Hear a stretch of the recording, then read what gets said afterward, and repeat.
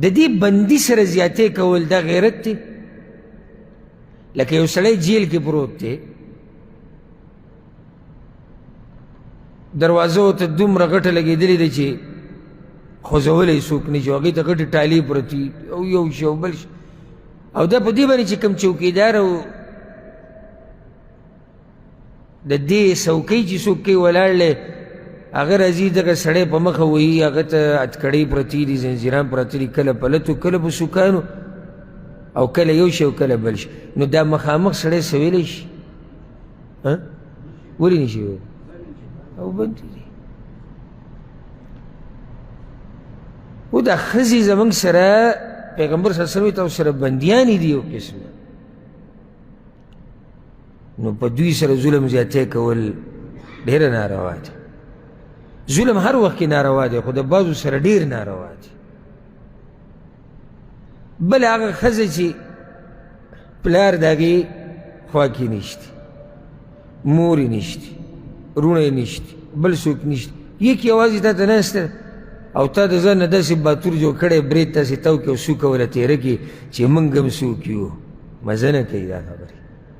تاسو سره پته شتي دروند سړی هغه دی چې د ښځې نه زیاتی وشي دی غلی پاتې شي وي، دا جزه ده. دا څه ناشنا خوی دی، دا ډېر دروند خوی دی. زمانه خیر دی هېڅ خبره.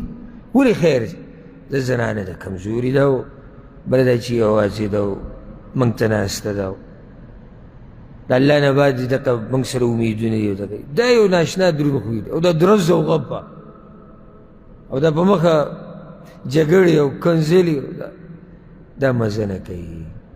که نه زما دا خبرې غلطي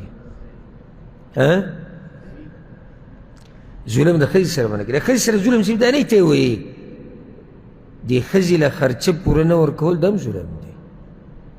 بیماره ده غریبه، او ته کله وایې هغه جو پیسې ما مور له ورکړې او جو پیسې ما پلار له ورکړې او هغه جو زموږ د مشر ورور په لاس خرچه ده. دا هم پښتنو کې غټه مسله ده. خرچه اکثر د چا په راځي؟ مشر ورور. نو که مشر ورور بایجان ووایي چې بهی دا ښځه دې پکې علاج له لاړه شي یو ډېره ښه ده، که هغه ونه وي بیا خو مونږ سړي شو د پلار په ځای دی. که عجیبه دا دی زموږ پښتانه په دې حقوقو کې هر څه لخبط کي، یعنې د ورور سره به دومره مینه شروع کي چې د ښځې نه به د خپې پیزار جوړ کي، نو د ښځې سره به دومره مینه شروع کي چې مور پلار به د خاورو سره خاورې کي. نه د هر چا خپل حق دی، که نه ورور زموږ د زړه سر دی، او دومره حق خو هم نشته چې خرچه یې بنده کړې ده او زه ښځې له علاج نشم کولی. دومره حق خو هم نشته چې زما ښځې ته دا وایي چې ته به د مور پلار کره نه ځې، او ښځه غریبه ما ته ووایي زه مور پلار کره ځم یادېږي راته او زه ورته وایم خو زموږ هغه ورور د پلار په ځای دی، هغه نشو خفه کولی. دا حق هغه الله نه دی ورکړی، د هغه خپل حق دی. زه به عزت کوم، زه به قدر کوم، زه به احترام کوم، زه به ورسره مرسته هم کوم د وس مطابق، خو دې کارونو کې ګوتې نشي وهلی. د پلار خپل حق دی، د مور خپل حق، نو د ښځې خپل حق دی. دا نه چې ښځه راته ووایي چې رور دې داسې او رور دې داسې او ته یو بس راوځي او بریتونه دې وینې ساسې او د وروڼو سره ورانه کړي او جنګ جګړې ولې ځکه چې ښځې ویلي او ښځه خو یې ښځه ده، نو ښځه خو ښځه ده، خو دا یې خپل حق دی، په دې کې ګوتې نشي وهلی. پوه شوئ که نه؟ ښځه باندې خرچه نه کول دا هم ظلم دی. موږ ته قصې را رسېدلي دي، کله موږ ته خویندې رابطه وکړي کوم ظلم چې هغوی بیان کړي، کوم ظلم سړی ورته حیران شي. د الله نه ویېرېږي دې باب کې. ښځه باندې خرچه نه کول، هغې له ښه خوراک نه ورکول، ښه جوړه جامه، دی په تا باندې حق دی چې هغې له به جوړه جامه ورکړي، هغې له به خوراک ورکړي، دی په تا باندې حق دی. نو چې دا نه ادا کوې نو څه کړي؟ بچو سره ظلم، کله بچو سره سړی ظلم کوي، د هغوی تربیت ونه کړي، هغوی ته دین ونه ښیي، هغوی ته ادب ونه ښیي، هغوی ته سړیتوب ونه ښیي، دا هم ظلم دی. ګورې دا یاده کړي، دې ته ګورې څوک د ظلم په نظر نه ګوري. ډېر لږ خلک په دې نقطه باندې پوه دي چې دا د بچو سره ظلم دی. لکه یو سړی مسافرۍ کې پروت دی، صرف دا پیژني میاشت اخره کې 2000 ریاله لیږل غواړي کور ته، که هر څه خدا لیږه، او د دې دا سوچ دی چې د بچو حق چې ما څومره ادا کړی دی نو دومره چا نه دی ادا کړی. نه دی د تربیت تپوس کوي، نه دی د مدرسې تپوس کوي، نه د سکول کوي، نه د جومات، نه د سړیتوب، نه د ادب، د ظلم کوي خپل بچي سره. او که بیا دې پښتنو ته دا ووایي چې د خویندو له په میراث کې حصه نه ورکول ظلم دي، ته څوک ظلم وایي؟ نه، ځکه لا چا د ظلم په قایمه کې راوستی ده.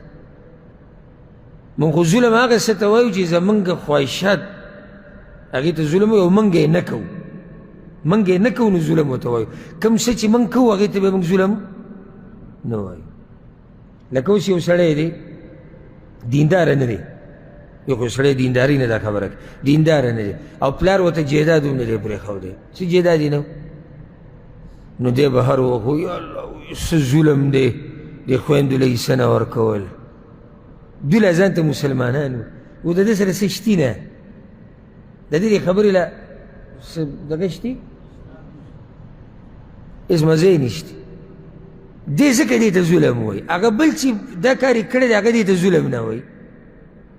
لکه موږ ظلم هغه څه ته وایو چې زما دماغ ورته ظلم وایي، یا زه یې نه کوم ابه ظلم وي، که ما وکړي بیا به ظلم نه. نه، ظلم هر هغه زیاتې، هر هغه ناروا که هغه ته د نږدې خپل سره کې که د لرې سره یې کې تر دې چې د کافر سره یې کې دا هم ناروا ده. کافر سره هم ګوره ظلم ناروا ده.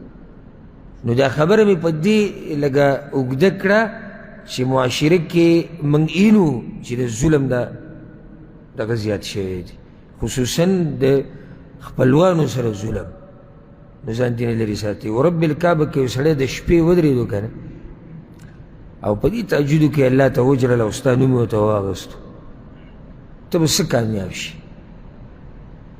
دا چا چې خپل فایل د الله په محکمه کې داخل کو که نه، دا داسې محکمه ده چې د دې نه فایل ورکېږي، نه په دې کې وکیلانو ته ضرورت شته، نه په دې کې پیسو لګولو ته ضرورت شي چې ته کیس وګټې، نه په دې کې یره د ظلم شته، نه په دې کې یره د یېرېدو شته، نه یره د دې ده چې یره کیدی شي او دا فیصله ونه شي. لکه د دنیا په محکمو کې دا خبرې راځي، هلته دا نشته.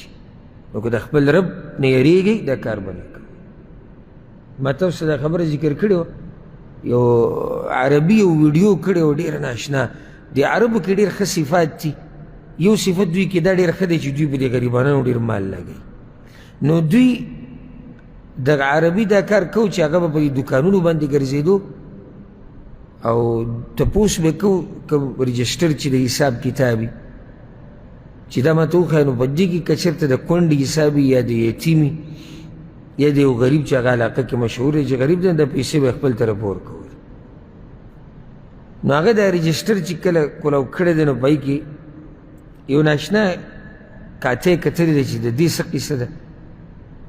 هغې ته یې مخامخ لیکلي دي چې دا حساب مؤجل الى یوم القیامه، دا حساب پاتې شوی دی د قیامت ورځې ته. هغې دا څنګه دا څه قصه ده؟ وایي دا ښه مالداره سړی دی، کاته ورته زما حساب ډېر جمع شو، ما ورته ویل حساب راکړه، بدتمیزي وکړه، وایي چې نه یې در کوم ته به څه وکړي. نو ما ورته دقې لیکلي چې بس دا قیامت ته پاتې شوی دی. دا ناشنا کاته ده چې دې سړي پاتې کړي د آخرت دی. حساب مؤجل الى یوم القیامه، دا معمولي مه ګڼئ الى یوم القیامه. پیغمبر صلی الله علیه وسلم چې وفات کېدو خطبه یې وکړه، تقریر یې وکړو، وی که د چا په ما باندې درهم او دینار یې نو ودېو، ځکه چې سبا نه درهم شته نه دینار شته.